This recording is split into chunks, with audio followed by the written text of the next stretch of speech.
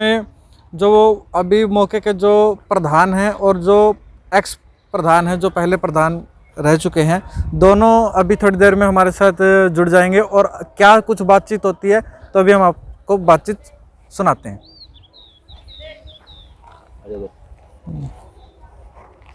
बस इतना बहुत। तो अभी हमारे साथ जो मतलौडा अनाज मंडी के जो प्रधान है वो अभी हमारे साथ हैं, तो हम बातचीत करते हैं। सर नमस्कार। नमस्कार। जो अभी ये स्ट्राइक चली हुई है, अनिश्चितकालीन हड़ताल चली हुई है, क्या कुछ कहना है आपका? ऐसा है जी, सरकार ने पिछले साल आढ़तियों का जो ब्याज काटा भी हमने पेमेंट किसान के खाते में लेट करी थी। जो ऑप्शन था भाई हम पेमेंट किसान को आढ़ती देगा, हमारी ये मांग थी कि वो ब्याज आढ़तियों से तो काट लिया, ना तो आज तक वो किसी किसान के खाते में ब्याज गया और ना ही हमारे को वापसी किया। 5 तारीख की मीटिंग थी, माननीय मुख्यमंत्री जी से हमारे प्रदेश अध्यक्ष जो अशोक गुप्ता जी हैं उनके नेतृत्व में मीटिंग हुई थी। सीएम साहब ने आश्वासन दिया था कि जो ये पैसे काटे गए हैं वो आपके अकाउंट में ट्रांसफ़र कर दिए जाएंगे जल्दी। और उन्होंने वहाँ पे 8 तारीख का अल्टीमेटम भी दिया था भी अगर 7 तारीख तक भाई अगर हमारा ये समाधान नहीं होता तो हम 8 को अनिश्चितकाल हड़ताल पे चले जाएंगे, ये बात थी। और दूसरा ये था कि सरकार ने जो ये एक लिफ्टिंग का सिस्टम बनाया है, रेडी टू लिफ्ट, ये सिस्टम भी हम चाहते हैं कि इसको भी ऑफलाइन किया जाए। इसमें समस्या क्या आ रही है जो आप ये बोल रहे हो कि इसको ऑफलाइन किया जाए? इस तरीके की बात है कि जैसे मान लो किसी आढ़ती के पास आज 2000 बैग की भर्ती होगी और उसने रेडी टू लिफ्ट का ऑप्शन ओके कर दिया, तो अब ट्रांसपोर्टर गाड़ी उसके पास भेजेगा, वो उसी का माल उठ पाएगा क्योंकि वो क्यू में पहले नंबर पे आ गया। दूसरे आढ़ती का माल जब तक नहीं लिफ्ट होगा जब तक उसका क्लियर नहीं होगा। तो हमारी सरकार से मांग है कि ये जो इससे पहले चलता है ऑफलाइन लोडिंग का काम, उस तरीके से इसको चलाया जाए ताकि स्मूथली जो है ना हर एक आढ़ती को 1 बाय 1 टर्न बाय टर्न गाड़ी मिलती रहेंगी और माल की लिफ्टिंग सुचारू से चलती रहे। अभी मेरे पास एक सूचना आई थी सोर्सेज के द्वारा कि अभी आप लोगों की हड़ताल चली है, इसके चलते हुए सरकार ने जो राशन डिपो धारक हैं उनको ये जिम्मेदारी दी है कि जो फसल है वो उनके थ्रू खरीदी जाएगी। क्या आप बता सकते हो कि वो ये इस काम को कर पाएंगे, इतने बड़े काम को? अगर 100 व्यक्ति 150 व्यक्ति एक मंडी के अंदर आढ़ता काम कर रहे हैं, वही इस 10-15 दिन के सीजन को एकदम ऐसे आके सीजन आता है उसको ही संभालना मुश्किल हो जाता है। तो 15 लाइसेंस या उनके पास कोई लेबर, कोई धर्म का कांटे, कोई क्या होगा जिससे ये संभव हो सकती है चीज़ें? ये काम तो मंडी के थ्रू ही होगा और मंडी के थ्रू ही होना चाहिए ये। तो और क्या क्या समस्याएं हैं जो आप लोगों ने जो वहाँ पर अपने रखी हैं जो मुख्यमंत्री जी के सामने? भाई एक तो ये थी भाई जैसे पेमेंट आढ़ती खाते में आ जाती, पोर्टल के ऊपर एक ऑप्शन दिया जाता, भी किसान की मर्जी है वो आढ़ती के थ्रू पेमेंट लेना चाहता है या डायरेक्ट लेना चाहता है, हमें उसमें कोई एतराज़ नहीं है। अगर फार्मर ऑप्शन डालता है कि मैं डायरेक्ट लेना चाहता हूँ तो आढ़तियों की कोई उसमें ज़बरदस्ती नहीं थी, लेकिन ये मांग थी भाई हमारे थ्रू साथ जुड़े हुए हैं किसान तो हमारे अकाउंट में आ जाए, हम पिछले सालों की तरह उनको भी पैसे देते रहे आगे की तरह जैसे पहले देते हैं। तो अभी हमारे साथ जो विनय गुप्ता जी हैं, समाज सेवी भी हैं और पहले मंडी के प्रधान भी रह चुके हैं, तो अभी हम उनसे बात करते हैं। गुप्ता जी क्या कुछ है ये, मतलब पिछले सीजन में भी ऐसा ही था और अब फिर ऐसे ही, मतलब? देखो साथियों, बात ये है, बात सिर्फ पिछले सीज़न की नहीं है। 2014 अक्टूबर में हरियाणा में भारतीय जनता पार्टी की सरकार बनी, हाँ, तब से ही जब भी फसल आती है एक नंगी तलवार लेके हरियाणा की सरकार किसान पे आढ़ती पे खड़ी हो जाती है। हर फसल पे नए नियम बनाना इनका काम है ताकि किसान और आढ़ती परेशान हो जाए, मंडियां बंद हो जाए, आढ़ती बेरोजगार हो जाए और किसान आर्थिक रूप से कमज़ोर हो जाए। इनकी ये नीति है, हर फसल पे नए नए नियम कानून बनाते हैं। 6 साल से बना रहे थे भाई पेमेंट ऑनलाइन करेंगे। पिछले साल जब भी प्रदेश की आढ़ती एसोसिएशन की हमारी इनसे मुख्यमंत्री जी से वार्तालाप होते हैं, तो चाहे आप प्रदेश के आढ़ती एसोसिएशन के प्रधान से पूछ लो, चाहे उस मीटिंग में और कोई लोग उनसे पूछ लो, जितनी झूठी ये सरकार है, जितनी धोखेबाज ये सरकार है, आज तक प्रदेश में कोई नहीं बनी। जब भी वहाँ मीटिंग होती है वहाँ जिस चीज़ की भी यस कर लेते हैं कि हाँ हम आपकी पेमेंट ऐसे कर देंगे, आपको ब्याज देंगे, 72 घंटे में पेमेंट नहीं दे रही, तो उसके बावजूद उन बातों से अगले दिन पलट जाते हैं। ये बार बार अखबारों में भी बयान आते हैं। अभी एक नई चीज़ आई है कि डिपो धारक फसल की खरीद करेंगे इनके थ्रू फसल की ये खरीद ऐसा होगी, है, कैसे होगा? ये नहीं हो सकता। ये सरकार जो है आड़तियों को डरा रही है ऐसा कह के। डिपो धारक इस गेहूं की खरीद को नहीं कर सकता। डिपो धारक के पास मनीम है, प्लेटफार्म है, दुकान है, कहाँ तोल लेगा वो? मंडी में तो आड़ती नहीं तोलन देंगे, खेतों में तोल नहीं सकता, क्योंकि ये चीज़ कोई मैन्युफैक्चर की नहीं है कि गोदामों में लग रही है और उठा के ट्रक में लोड करना मेरी है। ये सेक्रेटरी- फसल का काम है। मेरी बात सुनो, इसने डिपो होल्डर नहीं तोल सकता, ना कोई और तोल सकता। ये मंडियाँ इसीलिए तो बनाई थी अनाज की मंडियाँ। यहाँ और कोई मछली पालन का काम थोड़ी ना होना है। यहाँ डिपो होल्डर कैसे काम कर लेगा? जो आड़ती का यहाँ पे लाइसेंस है वो नियम कानून के तहत बन रहा है। जितने नियम कानून आड़ती पर लगे हैं उतने ही नियम कानून उन पे लगने चाहिए अगर कोई और फसल खरीदते तो। डिपो वाला इसमें 1% भी कामयाब नहीं हो सकता। ये सरकार डरावा दे रही है और आड़ती और किसान डरने वाला नहीं। कर लो न जैसे करना हो। अगर ये प्रदेश को बर्बाद ही करना चाहते हैं तो फिर बर्बाद करने की नीतियाँ, आबाद करने की तो कोई बात ही नहीं करता।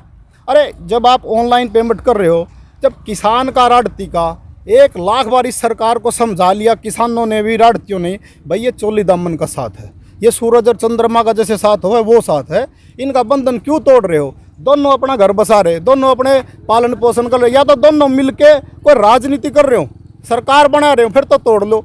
अरे एक अपना घर बसा रहा है, आड़ती भी, इतने मजदूरों को काम दे रहा, किसान भी, उनका काम ही नहीं चलता। इनका टारगेट सिर्फ यही है कि किसान और आड़ती का जो ये गठबंधन है यूँ तोड़ना है और मंडियों को बर्बाद करना है। अदरवाइज जब या तो हरियाणा का कोई भी किसान का प्रतिनिधि मंडल हरियाणा सरकार से ये मांग करे कि हरियाणा की मंडियों में जो हम फसल बेचते हैं हमारे को आड़ती पैसा नहीं देता जी, हमारा पैसा मर जाता है, इसलिए आप हमें सीधी पेमेंट करो, तो फिर ये सरकार 100 बार करे।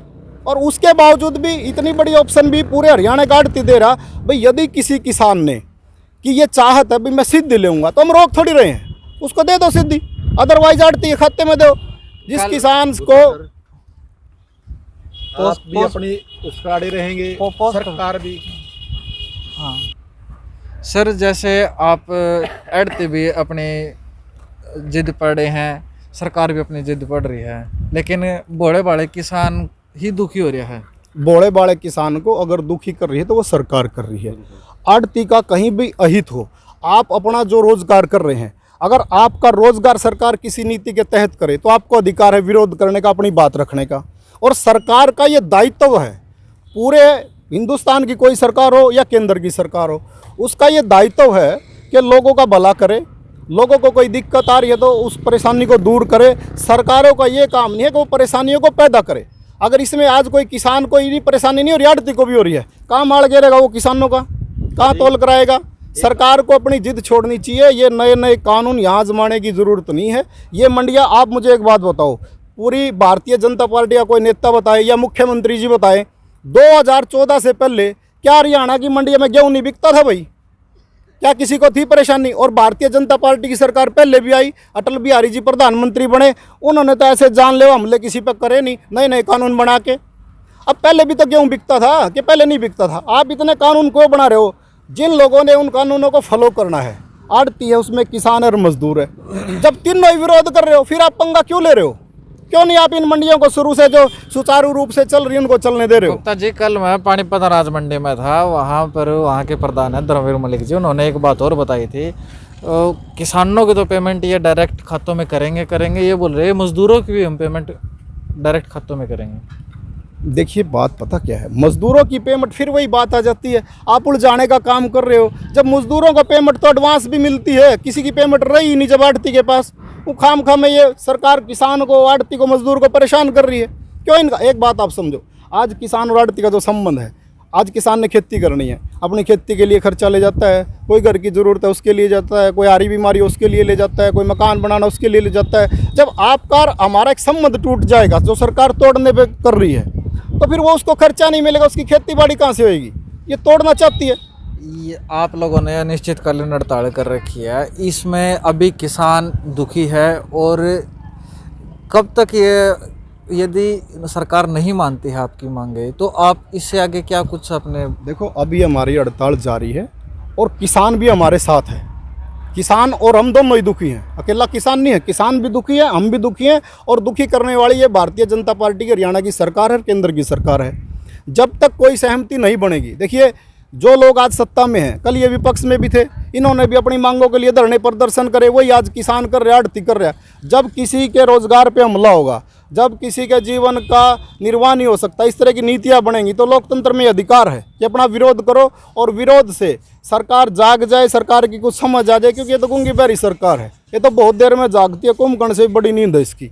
तो ये जाग जाए, इसकी ड्यूटी बनती है, इसका दायित्व बनता है कि ये हरियाणा के किसानों को, आढ़तियों को परेशान ना करे, और जो खरीदो का काम पहले 50 साल से 60 साल से हरियाणा में चलता है उस तरीके से चलने दे।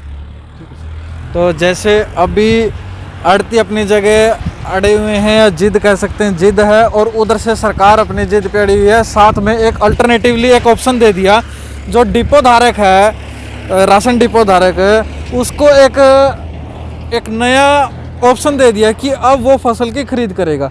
अब ये देखने वाली बात होगी उसमें वो कितना कामयाब होता है। और जब ये अब हमारी सेक्रेटरी जी से भी बात हुई थी, उन्होंने बोला कि हम उनकी मदद करेंगे जहाँ पर उनको समस्या आएगी। तो अब ये देखना बहुत दिलचस्प हो जाएगा कि क्या जो राशन डिपो धारक है वो आड़ती की जगह ले लेगा या नहीं लेगा। तो अभी यहाँ पर आप लोग देख सकते हैं कोई खरीद नहीं हो रही है, बंद कर। तो अभी हमारे साथ एक किसान जुड़े हैं, तो अभी हम उनसे पूछ लेते हैं क्या कुछ उनका कहना है। नमस्कार जी। नमस्कार जी। इधर कैमरे की तरफ। हम क्या कुछ कहना है आप? हम फसल उस तरह बेचेंगे जिस तरह पहले से बेचते आ रहे 50 साल से। हमने रास्ते में अभी जो डिपो धारक खरीदेंगे नहीं हम डिपो धारक को हम देवे नहीं गए। अच्छा। हम उनको जानते ही नहीं। हमारी गाड़ी में रास्ते में पंचर हो गया, हमारे पास पॉकेट में पैसा नहीं, तुरंत 8 सीधे हम पैसा लेकर अपना पंचर लगवा के और अपना काम चलाते हैं। डिपो होल्डर को कहाँ टोएंगे हम, कहाँ मिलेगा हमारे को? हम उनको जानते नहीं किस गाँव का है, कौन लेडीज सरकार ये बोल रही है सीधा आपके खाते में पैसे भेजे ना। अब तो आड़ती देने लग रहा हमारे ले गया, हम ले भी जाते, पहले पैसे ले लिए ना, हम तो पहले पैसे ले लेते हैं, इसकी जरूरत नहीं है। डिपो धारक आज क्यों दे देगा?